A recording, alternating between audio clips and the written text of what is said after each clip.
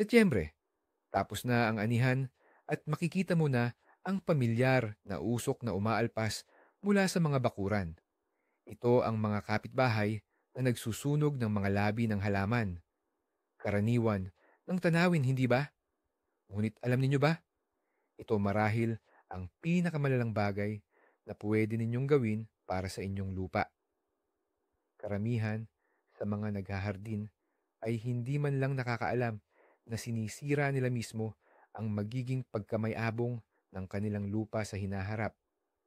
Sa video na ito, hindi lang namin sasabihin kung bakit hindi ito dapat gawin, kundi ipapakita rin namin kung anong yaman ang sinusunog ninyo at kung paano ito gagawing tunay na itim na ginto para sa inyong mga taniman. Ang nakagawi ang pagsunog ng mga labi ng halaman ay ugat pa sa panahon ng Sobyet. Pinaniniwalaan noon na ito ang pinakamadali at pinakamabilis na paraan para mawala ang basura at higit sa lahat ang mga sakit at peste na posibleng nagtagal sa mga dahon. Ang lohika ay tila hindi matututulan. Walang labi ng halaman, walang problema. Ngunit ang agronomya, tulad ng anumang agham, ay patuloy na umuunlad. At ngayon, tiyak na alam natin na ang lumang paraan na ito ay nagdudulot ng mas maraming pinsala kaysa pakinabang. Kaya't alamin natin kung ano ba talaga ang nangyayari kapag sinisindihan ninyo ang tumpok ng mga labi ng halaman. Kaya, simulan natin sa isang bagay na kitang-kita na, pero nakakagulat pa rin. Sa tuwing susunugin mo ang bunton ng mga tuyong halaman o pinagputulan, literal na sinasayang mo ang iyong pera. Oo, tama. Huwag kang magtaka. Isipin mo, sa buong panahong lumalago ang iyong mga halaman, parang maliliit na pabrika ang mga ito. Kinukuha nila mula sa lupa at hangin ang napakahalagang sustansya at maingat na inipon sa kanilang mga dahon at tangkay. Ito ang kanilang naipong yaman o puhunan. Pagkatapos, kinukuha mo ang lahat ng yaman na ito at basta mo na lang sinusunog. Hindi lang ito basta tuyong damo. Ito ay tunay na imbakan ng organikong materyales. Ang organikong materyales ang pundasyon ng humus, ang matabang lupa na lubos nating pinapahalagahan. Sa apoy, nawawala ang komplikadong istruktura na ito. Ang matitira lang ay isang dakot na abo. Oo, may kaunting potassium at phosphorus nga rito, pero napakaliit na halaga kumpara sa nawala sa iyo. Para kang nagpalit ng gintong bara sa ilang tansong barya. Sa madaling salita, kusa mong pinahihirap ang iyong lupa. Tapos, pagdating ng taniman, bumibili ka ng abono para lang punan ang sinira mo mismo. Isang paikot-ikot na proseso na napakadaling putulin o wakasan. Ngayon, suriin natin ng mas malalim. Ano nga ba ang nawawala kapag nagsusunog tayo? Ang pinakamahalaga sa lahat ay ang nitrogen. Ito ang pangunahing sangkap para sa paglago ng malusog at luntiang mga halaman. Isipin ninyo, tuwing tagsibol, naglalagay kayo ng urea or ammonium nitrate sa inyong mga tanim, di ba? Ginagawa ninyo iyon para bigyan sila ng panimulang boost upang mas mabilis lumaki ang kanilang mga dahon at tangkay. Ngayon, ang lahat ng tuyong dahon, tangkay, at iba pang bahagi ng halaman na susunugin ninyo ay isang natural at libreng imbakan ng nitrogen. Kapag sinunog, ang organic compound na ito ay nagiging gas at basta na lang umaakyat sa himpapawid. Hindi ito nananatili sa abo. Tuluyan itong nawawala at hindi na makikinabang ang inyong lupa.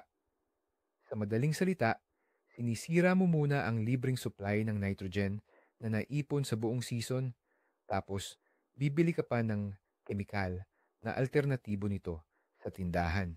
Hindi ba't napakawalang saysay at labis na hindi lohikal? Kung hindi mo sana sinunog ang mga labi ng halaman, maibabalik mo ang mahalagang elementong ito sa lupa. Doon, pakakainin nito ang mga bulate at mikroorganismo na siya namang maghahanda nito Para sa sustansya ng iyong susunod na mga pananim, maaaring isipin ninyo na wala na ang nitrogen, pero nanatili naman sa abo ang mahahalagang potasyo at posporo. At tama kayo. Sa katunayan, ang abo ay isang mahusay na pataba na mayaman sa potasyo at posporo. Ngunit mayroon ding ilang malalaking ngunit na dapat isaalang-alang. Una, gaya ng nabanggit na, ito ay maliit na bahagi lamang ng kabuuang sustansya ng orihinal na halaman. Parang kinuha mo lang ang pinakagitna ng mansanas at itinapon ang halos lahat ng bahagi. Pangalawa, ang abo ay alkaline o base. Kung ang lupa sa inyong taniman ay likas ng alkaline o neutral, ang regular na paglalagay ng abo ay maaaring makasira ng husto sa pH balance nito. Para sa maraming halaman, ito ay magiging isang malaking problema. Hindi na lang sila makakakuha ng iba pang mahahalagang micronutrients kahit na naroroon ang mga ito sa lupa. Sa huli, sa pag-aakalang nakakatulong, maaaring makasama pa ito sa inyong mga halaman. Ang paggamit ng abo ay nangangailangan ng kaalaman at pag-iingat. Hindi ito isang universal na solusyon. Di tulad ng compost na halos angkop sa anumang uri ng lupa, pero ang mas nakakatakot pa sa pagkawala ng sustansya ay ang direktang pagkasira mismo ng lupa. Isipin ninyo, ano ba talaga ang nangyayari sa ilalim ng apoy? Hindi lang basta damo ang nasusunog doon. Dahil sa matinding init na maaaring umabot sa daan-daang degree Celsius, ang pinakaibabaw at pinakamabungang bahagi ng lupa ay literal na nagiging siksik at matigas at nawawalan ng buhay. Isipin ninyo, parang inilagay ninyo ang inyong taniman sa isang hurno na ginagamit sa paggawa ng tisa. Ang buong butas-butas at maluwag na istruktura na posibleng pinaghirapan ninyong buuin sa loob ng maraming taon ay tuluyang nasisira. Ang lupa ay nagiging siksik at matigas na parang bato. Nawawala ang kakayahan nitong sumipsip at magpanatili ng tubig. Pagkatapos ng ganyang pagkatigang o pagkapaso, ang tubig ay hindi na bumaba sa ilalim, kundi dumudulas lang sa ibabaw na nagdudulot ng erosyon. Hindi na rin nakakapasok ang hangin sa mga ugat ng mga itatanim na halaman. Sa madaling salita, sa lugar ng apoy, lumilikha kayo ng isang maliit na bahagi ng patay at walang buhay na disyerto na aabuti ng napakatagal bago muling maibalik ang sigla. Ngayon, bigyan naman natin ng pansin ang mga hindi natin nakikita, pero ang kanilang ambag ay napakahalaga.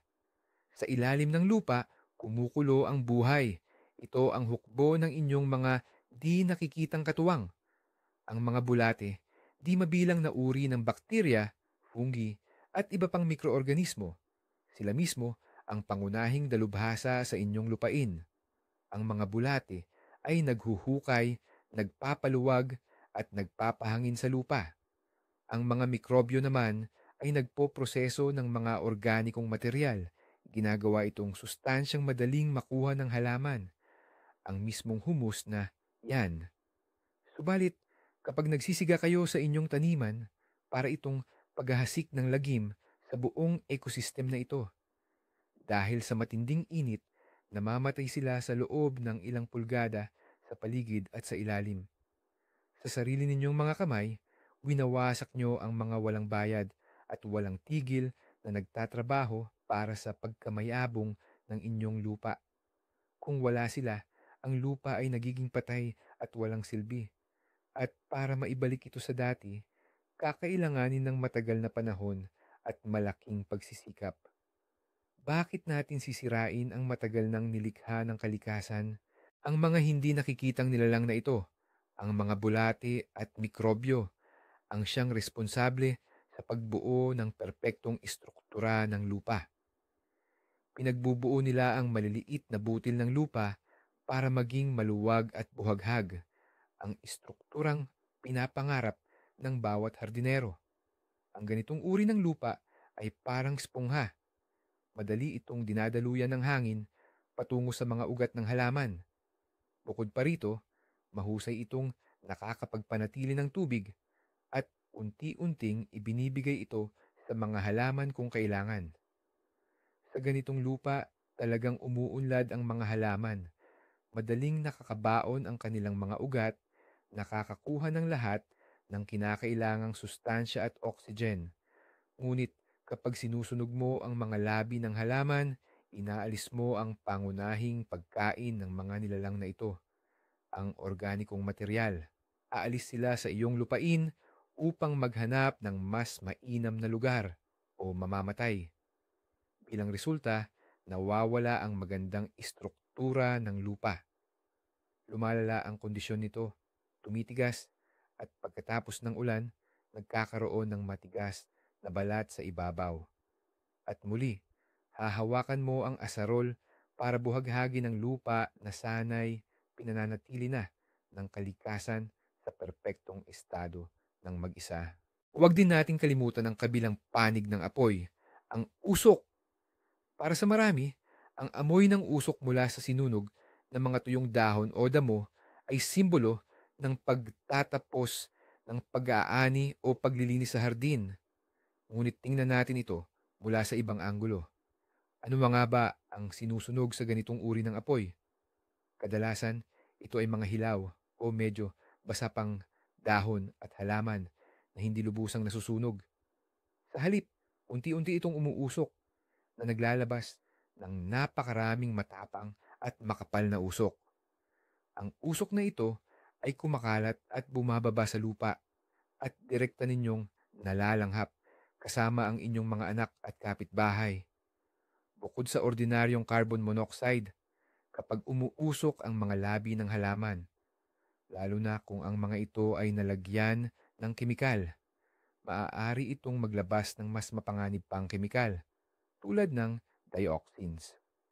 Sulit ba ang panandaliang ginhawa ng mabilis na paglilinis kumpara sa pinsalang idudulot nito sa inyong kalusugan at sa ating kapaligiran? Sa tingin ko, malinaw ang sagot. At saka, hindi rin ito makatarungan sa inyong mga kapitbahay. Sino ba ang gugustuhing ang buong bakuran nila ay balot ng inyong usok? Isa pa sa mahalagang aspeto na dapat bigyan ng pansin ay ang kaligtasan sa sunog. Taon-taon, nababalitaan natin kung paano nasusunog ang mga kamalig, paliguan at maging ang buong kabahayan dahil lamang sa kapabayaan sa paggamit ng apoy. Tuwing tag-init o kapag malakas ang hangin, ang mga tuyong damo at nalaglag na dahon ay madaling magliyab, parang pulbura.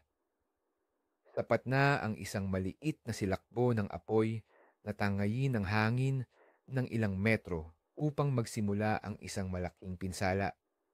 Ang tambak ng mga tuyong halaman o basura na iniwan ninyong nagbabaga sa pag-aakala ninyo'y kontrolado ay maaaring lumaki at maging isang malaking sunog sa loob lamang ng ilang minuto. Sulit ba ang maliit na benepisyo ng pagsusunog kung katumbas nito ay napakalaking panganib? Hindi matutumbasan ng anumang benepisyo mula sa isang dakot lamang ng abo ang pinsalang idudulot ng isang malaking sunog. Para itong isang laro ng Russian roulette kung saan nakataya ang inyong ari-arian at kung minsan pati na rin ang inyong buhay. Kaya, ano ang gagawin? Ano ang solusyon? Ang sagot ay napakasimple at ang kalikasan mismo ang nagtuturo nito sa atin, ang paggawa ng compost. Isang proseso ito na kabaligtaran ng pagsusunog. Sa halip na sirain ang mga organikong materyales, tinutulungan natin itong maging pinakamahalagang pataba na maiisip mo. Ang compost pile or bunton ng compost ay hindi lang simpleng tambakan ng basura. Ito ay isang tunay na biofactory kung saan milyon-milyong mikroorganismo at mga bulate sa lupa ang masisipag na nagtatrabaho upang iproseso ang mga tangkay, damo at tira-tirang pagkain. Binabago nila ang lahat ng basurang ito sa isang maitim, maluwag at mabangong lupa, ang compost. Ito ay konsentrado ng pagkamayabong, isang eliksir ng buhay para sa iyong mga halaman. Sa pamamagitan ng paghahanda ng compost pile sa taglagas, hindi lang kayo nagtatapon ng problema, kundi nag invest kayo sa inyong magiging mas sagana pang-ani sa hinaharap. Bakit nga ba tinatawag na itim na ginto ang compost? Dahil sa nutritional value at benepisyo nito sa lupa, mas nakakahigit ito sa karamihan ng mga nabibiling abono, kasama na ang kilalang dumi ng hayop. Ang tamang pagkakagawa at pagkahinog na compost ay isang balanse at kumpletong nutrisyon para sa mga halaman. Naglalaman ito ng lahat ng kinakailangang macro at micro elements sa anyong madaling makuha ng mga ito. Pero hindi lang yan ang pinakamahalaga. Ang compost ay hindi lang simpleng pagkain. Ito rin ay gamot para sa lupa. Pinapabuti nito ang istruktura ng lupa. Ginagawa nitong mas buhaghag at mahangin ang mabigat na lupa na luwad at mas nakakapigil ng tubig ang magaan na lupa na buhangin.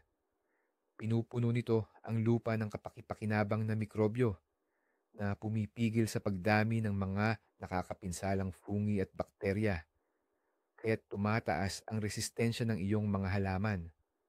Sa paglalagay ng compost, hindi mo lang pinapakain ang iyong mga halaman, bagkus pinagagaling mo rin ang lupa mismo. Patuloy na pinapataas ang natural nitong pagiging mataba sa bawat taon. Sa halip na gawin ang isang nakakasirang gawain, ang pagsusunog, kayo ay gumagawa ng isang nakabubuo. Isinasauli ninyo sa lupa ang inyong kinuha rito, ngunit sa mas pinabuting at pinayamang anyo. Ito ang pundasyon ng matalino at organikong pagsasaka. Sumasama kayo sa natural na ikot ng kalikasan sa pagpapalitan ng mga sustansya sa halip na basta sirain ito. Pag-isipan ninyo ito. Hindi alam ng kalikasan kung ano ang basura. Ang nalaglag na dahon, nalantang bulaklak, bumagsak na puno. Ang lahat ng ito ay hindi basura, kundi magiging pagkain para sa mga bagong halaman. Ang lahat ng ito ay pinoproseso ng mga naninirahan sa lupa at muling isinasama sa siklo ng buhay. Sa pagkokompost ng mga labi ng halaman, kinokopya lamang ninyo ang matalinong mekanismong ito ng kalikasan sa inyong lupain.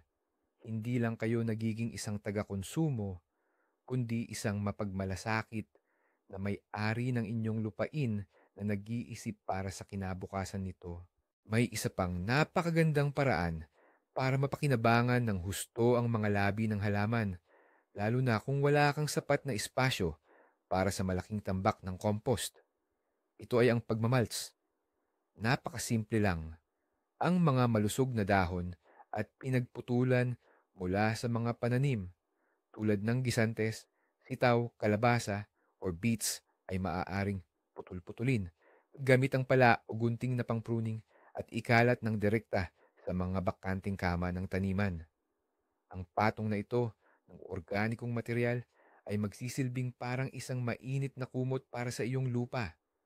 Una, poprotektahan nito ang lupa mula sa matinding pagbabago ng temperatura at tutulong mapanatili ang mga kapaki-pakinabang na mikrobyo at mga bulati sa lupa na napakahalaga para sa kalusugan ng iyong hardin.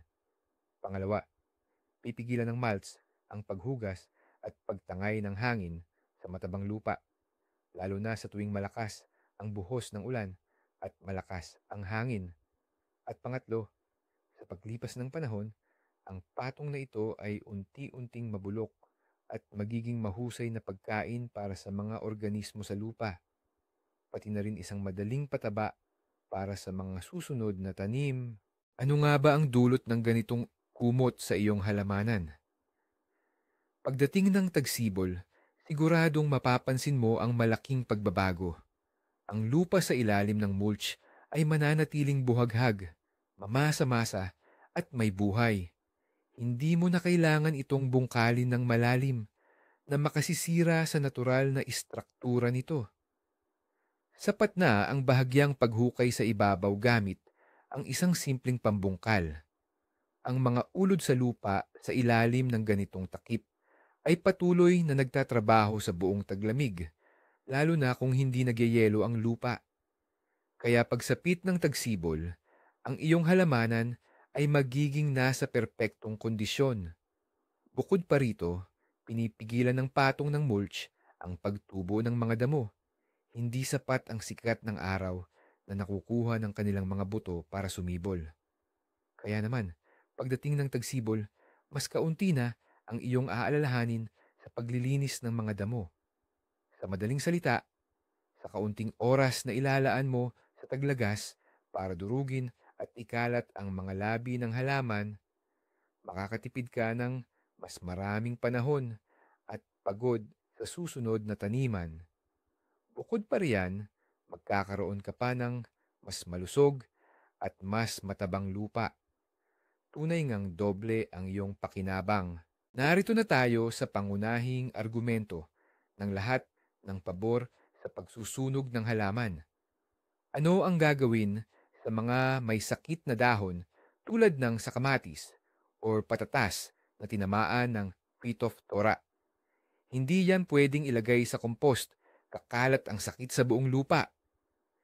Ito siguro ang pinakakalat at pinakamatagal ng maling paniniwala sa paghahalaman. Linawin natin yan. Ang mga sanhi ng karamihan sa mga sakit, kasama na ang Phytophthora, ay maaaring manatili sa mga labi ng halaman. Pero ang mahalagang salita dito ay maaari. Nabubuhay lang sila sa ilalim ng partikular na kondisyon at ang isang maayos na compost pile. Iyon mismo ang kondisyon kung saan walang ni isang tsansa ang mga pathogen.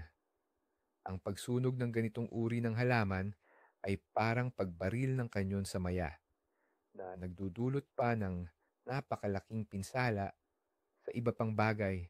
At heto ang pangunahing sikreto. Hindi mo na kailangang sunugin ang mga sanga at dahon ng halaman kahit pa mukhang may sakit o nakakatakot tingnan. Mayroon hindi bababa sa dalawang mapagkakatiwalaang paraan para gawin itong ligtas at maging kapaki-pakinabang na pataba. Ang una ay ang hot composting o mainit na pagko-compost. Sa loob ng isang tamang pagkakasala sa lansan na tambak ng compost kung saan nagpapalit-palit ang basa at berdeng layer tulad ng mga sanga at dahon ng halaman, damo, at tuyo at kayumangging layer tulad ng mga dahon, dayami at pinagtabasan ng kahoy. Nagsisimula ang masiglang prosesong mikrobiolohikal. Umiinit ang tambak mula sa loob hanggang umabot sa temperaturang 60-70 degrees Celsius. Sa ganitong temperatura, karamihan sa mga sanhi ng sakit at pati na rin ang mga buto ng damo ay namamatay. Hindi nila kayang tiisin ang init na parang sa isang steam bath. Ang mahalaga ay ilagay ang mga may sakit na dahon at tangkay sa gitna ng tambak upang masigurong dumaan ito sa tamang thermal treatment. Kung hindi ka sigurado kung paano mapapanatili ang tamang init ng iyong compost, mayroon pang pangalawa, mas simple at mas maaasahang paraan. Dito na pumapasok ang modernong biotechnology, partikular ang mga EM, effective microorganisms, na preparasyon. Ang EM ay nangangahulugang effective microorganisms o mga epektibong mikroorganismo. Ito ay mga espesyal na konsentradong naglalaman ng kapakipakinabang na bakterya at fungi na natural na kalaban ng mga mikrobyong nagdudulot ng sakit. Sa madaling salita, para kang naglalagay ng hukbo ng magagandang mikrobyo sa iyong compost pile na aktibong lumalamon at nagtataboy sa mga masasamang mikrobyo. Sapat na diligin ang bawat layer ng materyales sa compost ng solusyon ng naturang preparasyon. Hindi lang sisirain ng mga kapaki-pakinabang na mikroorganismo ang mga sanhi ng sakit tulad ng Phytophthora at iba pa, kundi mapapabilis din na nito ng husto ang proseso ng paghinog ng compost. Ang karaniwang nabubulok sa loob ng 1 hanggang 1.5 taon ay magiging handa na Sa susunod na season, sa tulong ng mga EM preparasyon, kailangan nating maunawaan na hindi lahat ng berdeng bahagi ng halaman ay pare-parehong kapaki-pakinabang kung gagamitin ng direkta.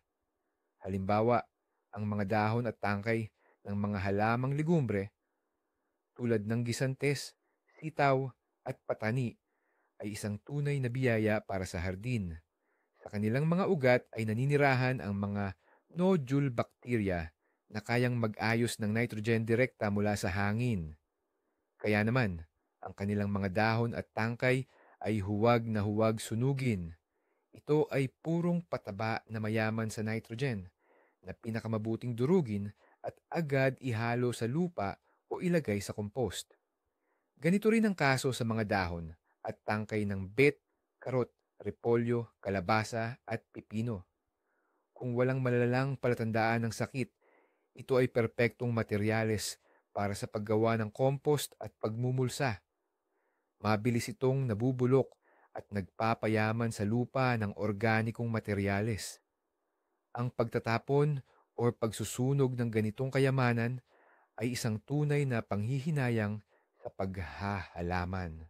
Pagdating naman sa mga dahon ng pananim na nightshade tulad ng patatas, kamatis, sili at talong, kailangan talaga nating maging mas maingat. Sila kasi ang madalas tinatamaan ng blight at iba pang sakit na dulot ng fungi. Pero gaya ng napag-usapan na, hindi ito rason para agad tayong magpanik. Ang pinakamabisang diskarte rito ay ang pag-iwas at pag-iingat. Kung mapansin mong labis ng tinamaan ng sakit ang mga dahon, huwag mo na itong gamitin bilang mulch sa mga taniman kung saan muling itatanim ang mga nightshade sa susunod na taon. Pero pwede at dapat mo pa rin itong ilagay sa compost. Mas mainam kung sa gitna ng tambak at kasama ang paggamit ng EM preparations tulad ng napag-usapan na natin. Sa ganoong paraan, garantisadong mapapatay mo ang lahat ng pathogens at makakakuha ka ng ligtas at napakayamang pataba para sa lahat ng iba pang pananim sa iyong gulayan. Pag-usapan din natin ang praktikal na bahagi nito, ang oras at pagod na gugugulin. Sa unang tingin, parang mabilis at madali lang ang pagsusunog. Tipunin lang sa isang tumpok, sindihan ng posporo, at tapos na. Pero ganun ba talaga?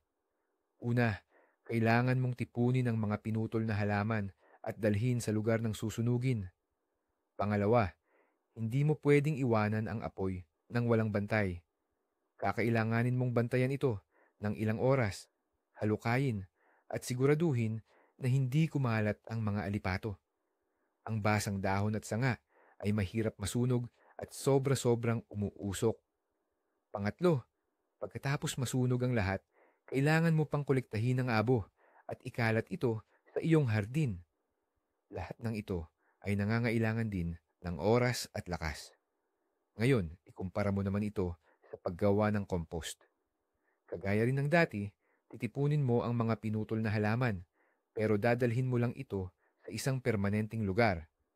Ilalatag mo ng patong-patong. Maaaring diligan ng tubig o buhusan ng pampabilis na pampabulok. At iyon na, ang kalikasan na ang bahalang magpatuloy ng lahat ng trabaho para sa iyo. Ngayon, pag-usapan natin ang pinakamahalaga. Isipin ninyo, tuwing taglagas, ang lahat ng sustansyang hinigop ng inyong halaman mula sa lupa sa buong tag-init ay parang ilalagay lang ninyo sa isang sako at saka susunugin. Nitrogen, potassium, phosphorus, at iba pang mahahalagang microelements. Lahat ng ito ay naglalaho kasama ng usok o nagiging isang dakot na abo. Hindi lang ito pagwawaldas, isa itong pagnanakaw sa sarili ninyong lupa. Kinukuha ninyo ang ibinigay ng lupa nang walang anumang ibinabalik. Pero ang mas nakakagulat ay ang nangyayari sa ilalim ng lupa. Sa ilalim ng inyong mga paa, sagana sa buhay ang lupa. Nagtatrabaho ang mga bulate, nagpapaluwag nito. Kumikilos ang bakterya, lumilikha ng masaganang humus. Kapag sinunog ninyo ang mga labi ng halaman mismo sa inyong taniman, para na kayong nagdulot ng isang tunay na apocalypse para sa kanila. Ang ibabaw na lupa, ang pinakamahalaga, ay nagiging patay at walang buhay na balat. Kakailanganin ng maraming taon para ito ay makabawi. At heto ang pinakanakakagulat. Kahit ang mga labi ng halaman na may sakit na phytophthora na labis na kinatatakutan ng lahat, kapag ginamitan ng tamang pamamaraan sa paggawa ng compost, ay hindi nagiging pinagmumulan ng sakit, kundi isang ligtas na pataba. Hindi nakakaligtas ang mga pathogen sa proseso ng fermentation dahil sa mataas na temperatura sa loob ng compost pile. Kaya pala, ang pangunahing takot na nagtutulak sa mga tao na magsiga ay, sa katunayan, isang alamat lamang. Kaya, ang pagsusunog ng mga labi ng halaman ay hindi lang simpleng usok sa mata ng mga kapitbahay. Ito ay pagnanakaw sa sarili ninyong hardin, pagpatay sa buhay ng lupa, at pag-aaksaya ng pinakamahalagang yaman, ang compost, mulch, at warm beds. Ito ang moderno at matalinong solusyon na gagawing pundasyon ng inyong susunod na ani ang mga labi ng halaman sa halip na maging problema. Salamat sa panonood ng video na ito hanggang dulo. Kung may natutunan kayong bago at kapakipakinabang, i-like ang video na ito at mag-subscribe sa aming channel para hindi ninyo mapalampas ang iba pang sikreto ng masaganang ani. Kayo naman, paano ninyo pinangangasiwaan ang mga labi ng halaman sa inyong lupain? Ibahagi ang inyong karanasan at mga pananaw sa comments. Pag-usapan natin.